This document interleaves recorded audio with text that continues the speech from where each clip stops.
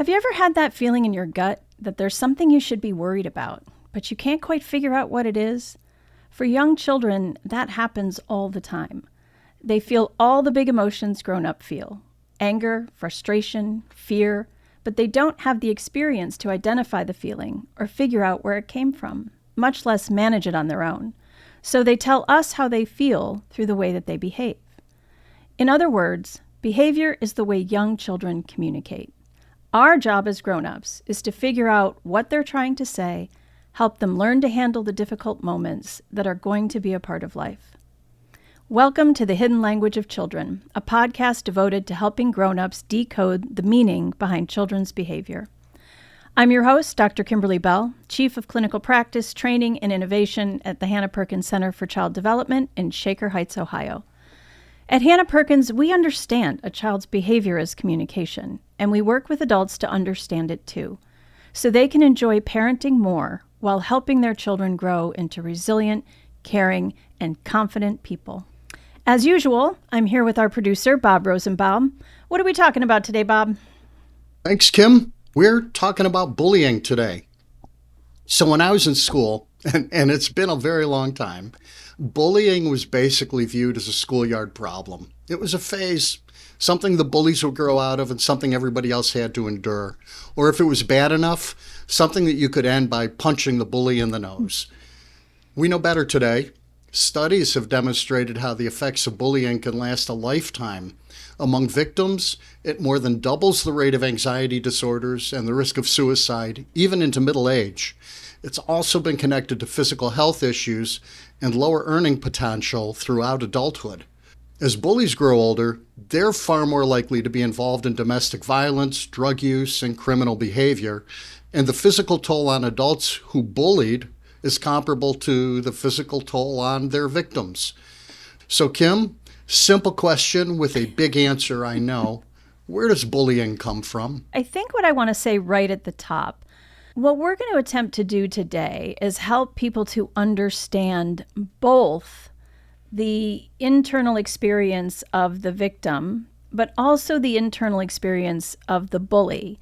And I know there's a lot of big feelings around this topic, and so people can feel like if we try to understand the bully too much, that we are victim blaming or something along those lines. I want to say that nothing we're going to say today replaces accountability. It's just that beyond expulsion or suspension, I'm a very firm believer in the impact of treatment regardless of the age of the child.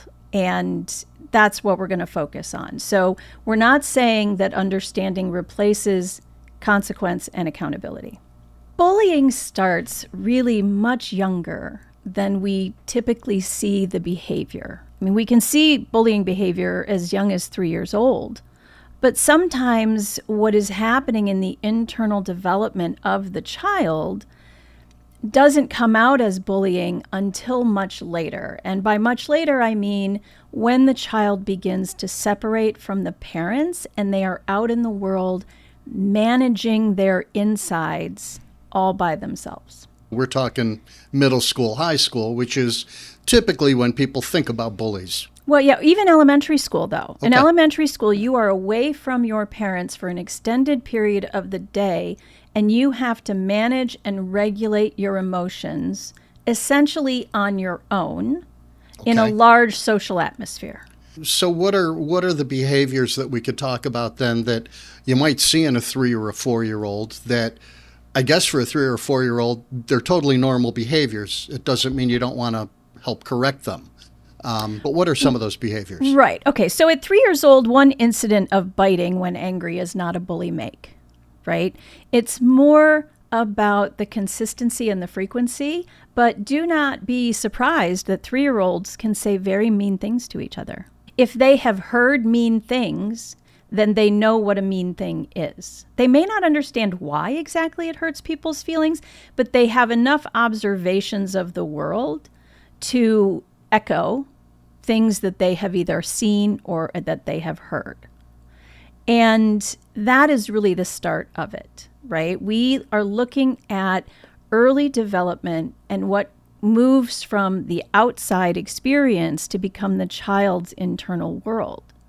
So there are several things that have to happen. One, the child has to have the ability to, all children, by the way, have to have the ability to calm themselves down when angry.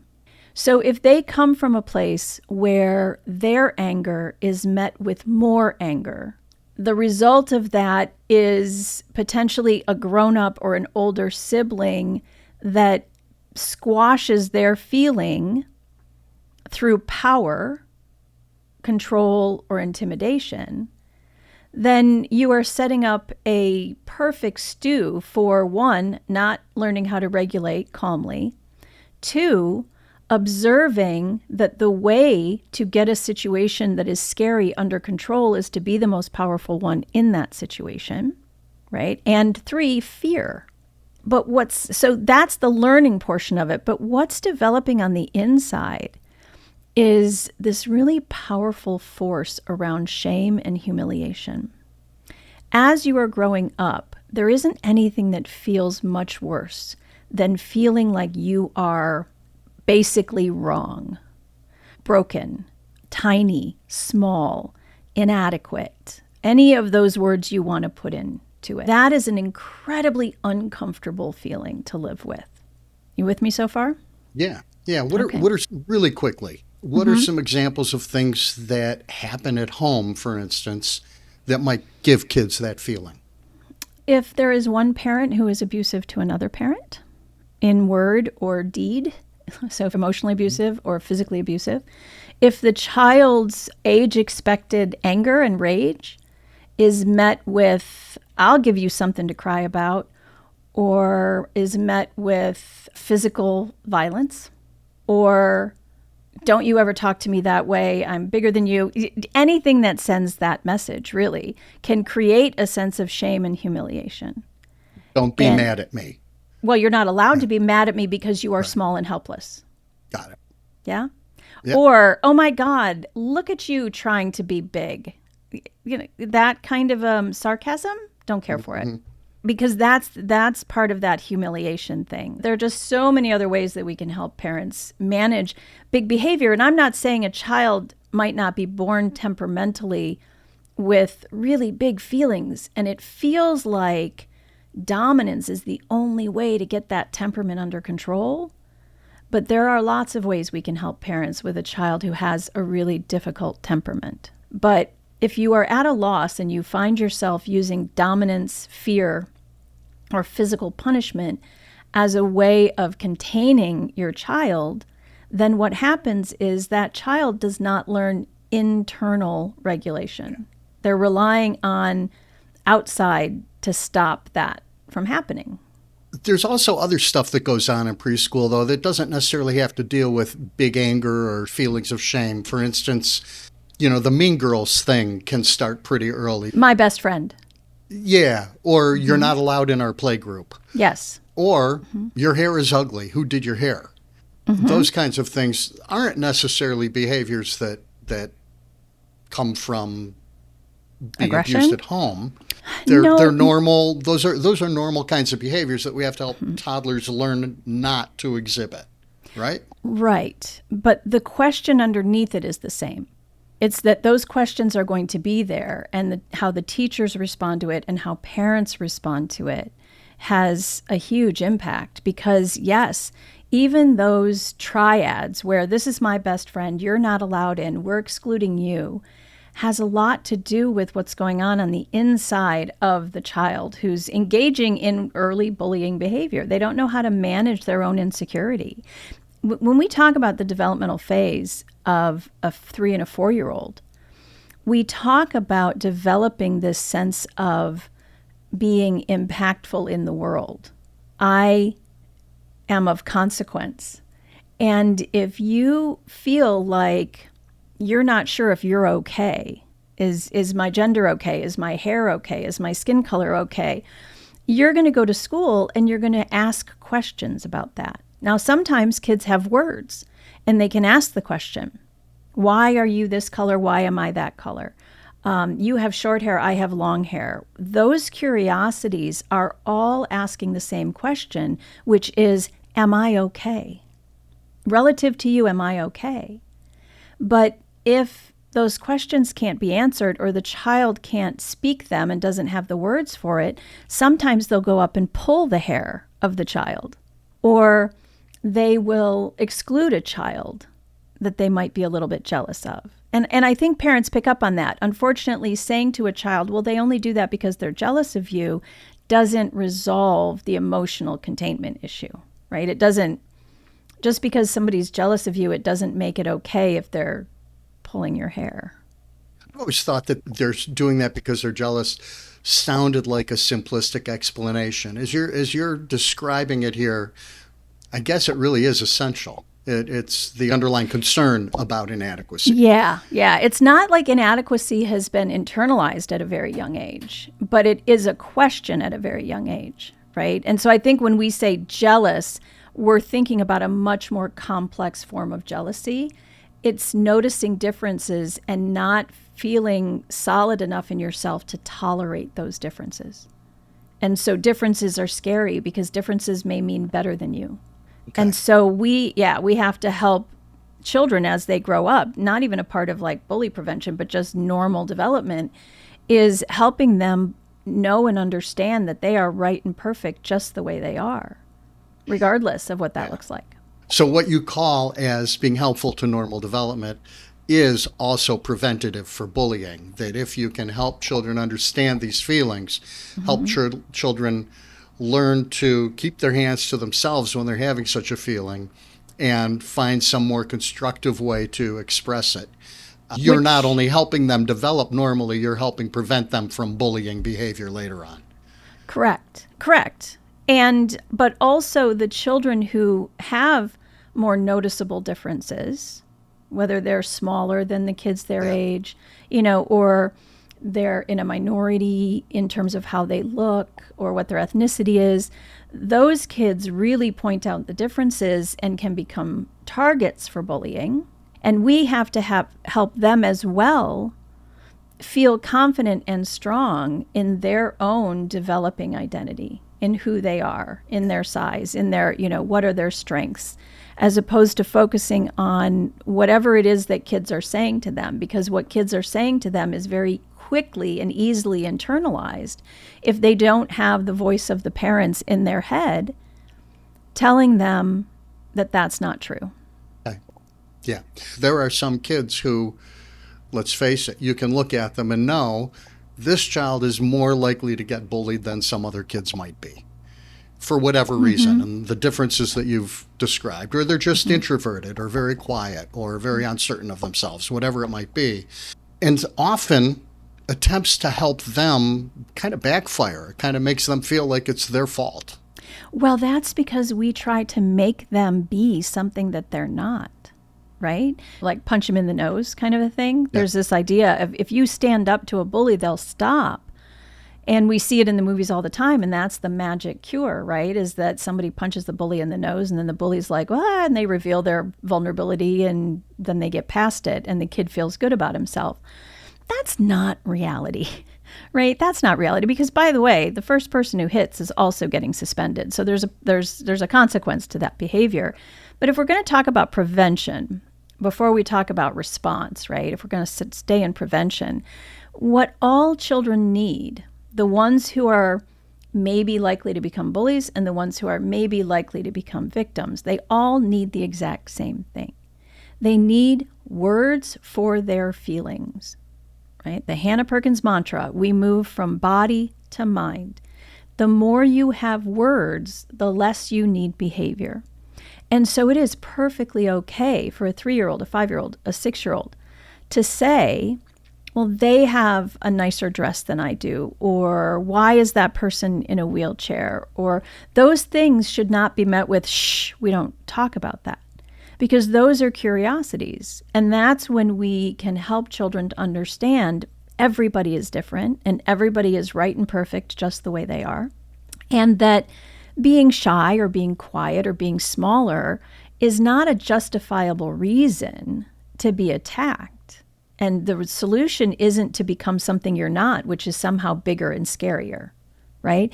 What we're trying to instill in kids is a confidence in not internalizing the words that might be coming at them, right? Like, I'm not stupid, being able to say that. Like, I'm not stupid. What are you talking about? That's just silly. You know, like that mentality is what we're going for. And that's all about teaching emotional regulation, how to have an angry feeling, how to have a sad feeling, how to have a jealous feeling. What does internal pride feel like? These emotional words and these emotional experiences have to come very young, first 5, 6 years of life. That's ideal. We talk about those kids who are different and who are more likely to be the victims of bullying. Their self-esteem might not be where they need it to be to protect themselves. That's just kind of part of what it's all about. Bullies have this way of finding the weakest person in the room.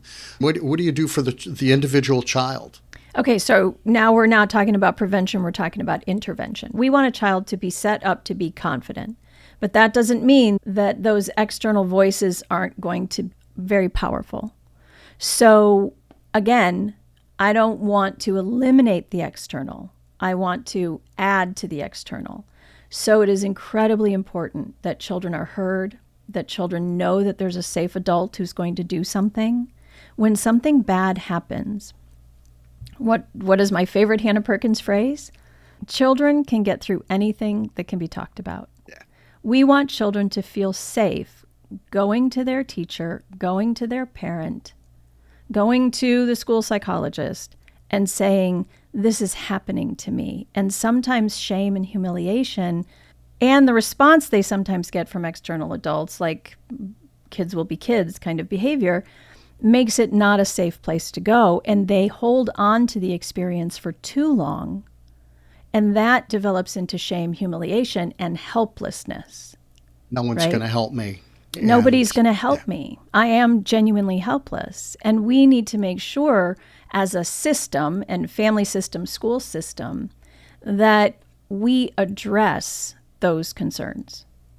I'm sure you remember from when you were in school, and I certainly remember from when I was in school, one of the things that you never wanted to be was a tattletale. Mm-hmm. And so how do you decide what's being a tattletale and what's not? And what I've often said to teachers is that we need to reimagine what a tattletale is. If a child is coming to you in the classroom and is saying, I don't know, Johnny is jumping up and down on the table, that child isn't feeling superior to Johnny, not on the inside. They may be behaving like they are, but on the inside, what they're saying is, hey, look, I'm barely holding it together myself right now. And if this kid doesn't follow the rules, I'm very likely right behind him, right? If they had sophisticated words, that's what they would say.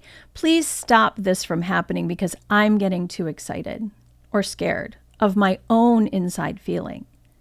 So there are different ways, as opposed to saying don't be a tattletale and labeling it, there are different ways to say, you can be the boss of yourself. I will go help Johnny, and Johnny's having a trouble, and you don't need to be a part of that trouble.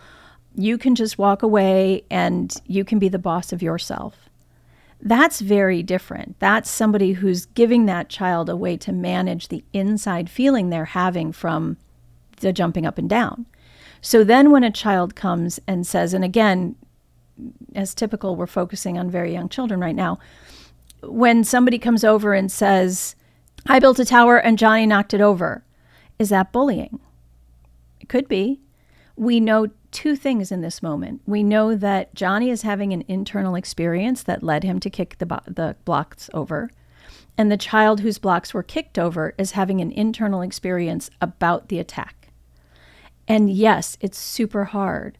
But the job of the teacher or the parents, if they want to get the parents involved, or the school psychologist, if that is a thing, a resource, is to address both sides, is to be able to say, I am so sorry. Yes, it would make me very angry and sad if I put all that work into building that blocks and somebody came and kicked it over. Would you like to tell Johnny that you are very sad because he did that?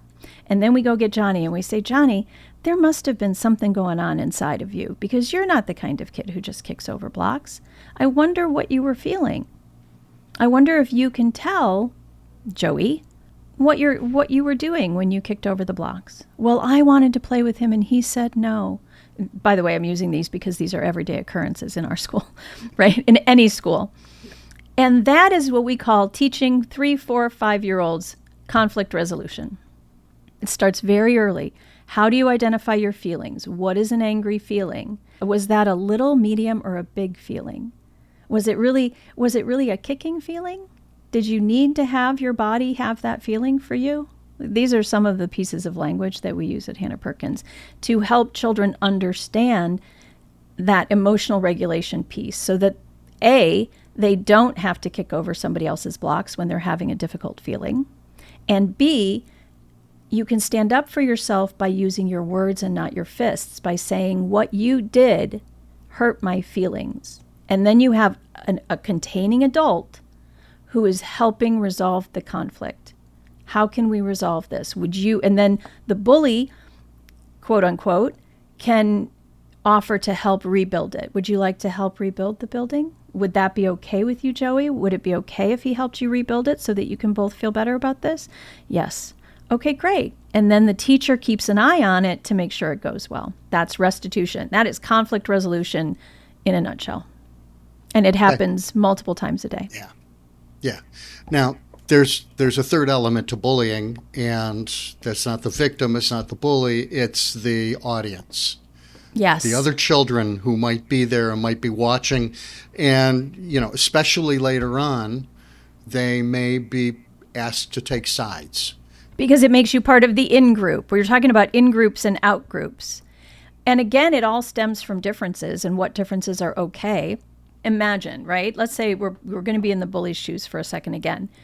Because it's one thing to teach children to counteract bullying. It's a whole nother thing if we could just eliminate bullying as a behavior, right? So you'll hear me talk about interventions on the side of the developing bullying behavior because we can create a lot of good if we can get rid of the bullying behavior itself.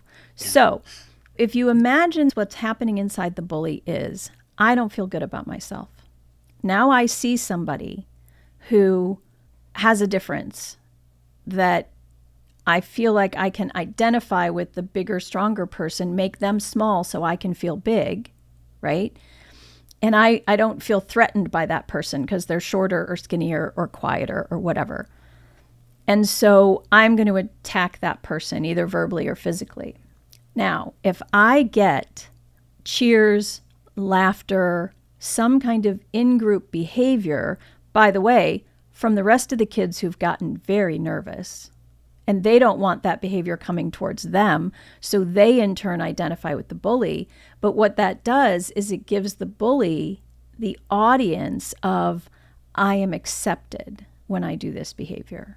Some people may say it's reinforcing, and we can say that word, but it's so much more than just a behavioral reinforcement. It's a feeling of, these people like me. And that's very powerful. They like me, and when I engage in this behavior, they give me a sense of acceptance.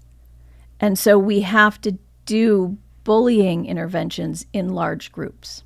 We need the bully to get help for their inside stuff. And if we have a vulnerable child, we need them to get help for their inside stuff. But we also have to address the community. How do you do that? What do you say? What are the messages that the community needs? Well, I hate to put things on teachers so much because I know how hard their job is, and I respect them a great deal for the job that they do. But some of the most successful teachers I've talked to are teachers who have a rule. In this classroom, everyone is safe. In this classroom, everyone is respected. And so the teacher is respectful and holds high expectations for the children to be successful. And that's the beginning of creating a group in which these behaviors have zero tolerance, and that the classroom has a social emotional component to it. I mean, that's if I'm creating my ideal world, there's a social emotional component to that, so that when you have a classroom or you have a grade where there are little cliques of bullies forming and other kids are being victimized, instead of feeling helpless about it, that's the time to say, apparently what this group needs is some conflict management. And then you come in and you do education on how to manage your feelings and on differences. And hopefully we get to that. It has to be different based on your age group, because the more children develop their independence, the more they rely on their peers and the less they rely on authority. You have to be a certain kind of teacher to garner the kind of respect from like high schoolers to have that kind of impact. Do you know what I mean? Yeah. But the point is, though, you need more people in that group, in that audience, who get uncomfortable when they see the bullying behavior, to have the comfort to say, we've been talked to about this. We know what's going on, and we're not going to help this person continue the mean behavior. Yeah. And as a group. Mm-hmm. Yep. And we need kids who are willing to say that wasn't nice, or feel strong enough to say to the child, if they've observed it, you need to tell the teacher, or they're the ones that tell the teacher. We need to create emotionally intelligent children. Yeah. I mean, the best bullying story, or the best outcomes you see on bullying stories, always end up on the news.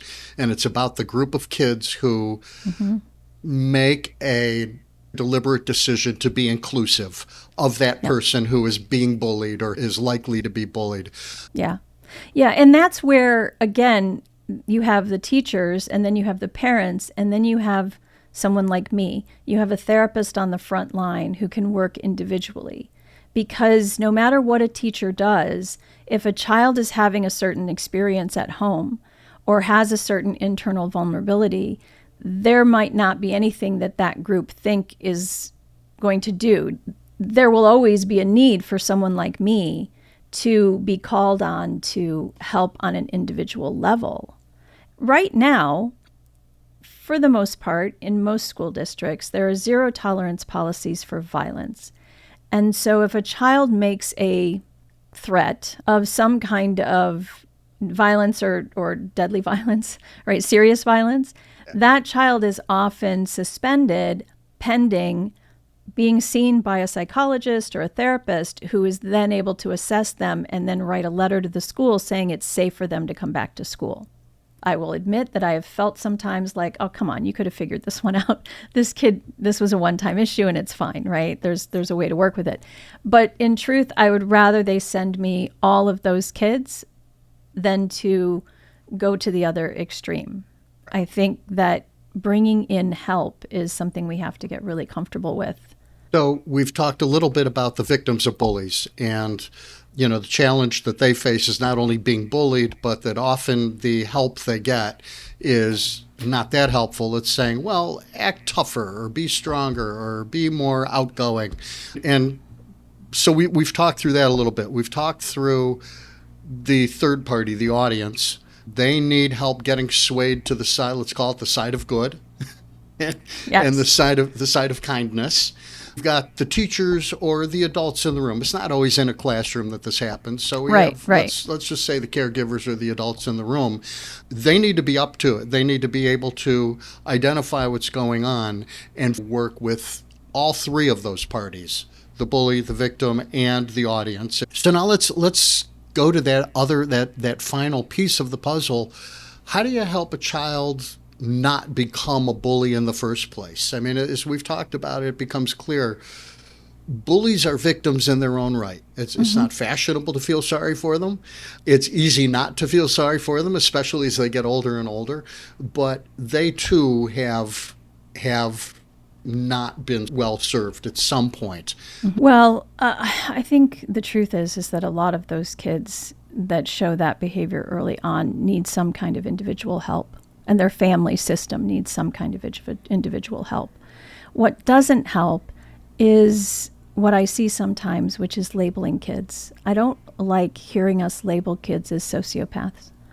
Or I don't even like conduct disorder. I don't like oppositional defiant disorder either, because those diagnoses never help me answer the question, why? We're making a determination at a very young age, when there is so much work that we can do in therapy to help a child learn to regulate their emotions, learn to regulate their own sense of self-esteem. And if we just label them as the bad kid, oh, well, he's the bad kid, oh, he's going to end up in jail someday, These are things that sometimes adults say about the bullies when they're young. And then surprise, surprise, these are kids who really tend to act out in middle school and high school. And then it's like, see, we knew it. Have we really exhausted all of the levels of intervention that we can to help this child not sit inside that label forever? Okay. What have we left unsaid here? I guess maybe I would just say this. If you have a child that you are concerned is a little bit of a loner, or you're worried is vulnerable to bullying because they are maybe a little less socially adapted, maybe they don't make friends easily. One of the things that I think is interesting about research is that kids do not have to be popular to have good mental health later in life. You need 1 or 2 good friends. And those 1 or 2 good friends can be really helpful if somebody's being mean to you. And they are your peers who can say, oh, just ignore them. That's not true about you, or whatever. You don't need to be on a team if those aren't the kinds of things your child is into. You just have to find your people. And it doesn't have to be a bunch, just 1 or 2. And we find that correlates with positive mental health later in life. So, yeah, popularity isn't the answer. For educators who are listening to this episode, Hannah Perkins Center offers a bullying prevention curriculum for preschool and kindergarten-age children. It's called My Mad Feelings and is designed specifically to provide the kind of early intervention that we've been discussing today. It focuses on identifying and talking about the strong feelings that are a normal part of development, and that if left untended will eventually be labeled as bullying. We've heard from teachers that using the curriculum results in meaningful improvement in classroom behaviors, and we've heard from parents that their own children have helped them become more open and comfortable talking about feelings for the betterment of the entire family. If you're curious whether My Mad Feelings would help the children in your preschool or kindergarten classroom, you can learn more about it at the Hannah Perkins website at hannahperkins.org. HANNAPERKIN. I also want to say, in terms of that reaching out for help thing, when you and I talk about these things, we talk about best case scenarios, but I don't ever want parents to feel like they have too much guilt or shame to reach out and get help. Parenting is hard. Parenting in today's world is hard. Being a child in today's world is hard. And I don't want our tone to ever come across as feeling like we're blaming parents for this. There are certain parenting things that are quite obvious. But even if you have engaged in those types of parenting things that we're talking about, the yelling, the screaming, the hitting, we've seen it all before. We've heard it all before. We really do just want to help families feel better, enjoy parenting. I'd like to erase any feeling of shame with regard to reaching out for help. So if you do have questions about anything regarding parenting or your child's development, we are happy to answer them here. You can send us questions by email to thehiddenlanguageofchildren@gmail.com. Thank you for joining us. The Hidden Language of Children podcast is a production of the nonprofit Hannah Perkins Center for Child Development in beautiful Shaker Heights, Ohio. Our producer, Bob Rosenbaum, as always, and Dan Ratner is our consulting producer. If you like this podcast, please subscribe to hear future episodes and share it with all of your friends and family. Again, we welcome your comments and your questions. Our email is hiddenlanguageofchildren@gmail.com. I am Dr. Kimberly Bell, and we will see you next time.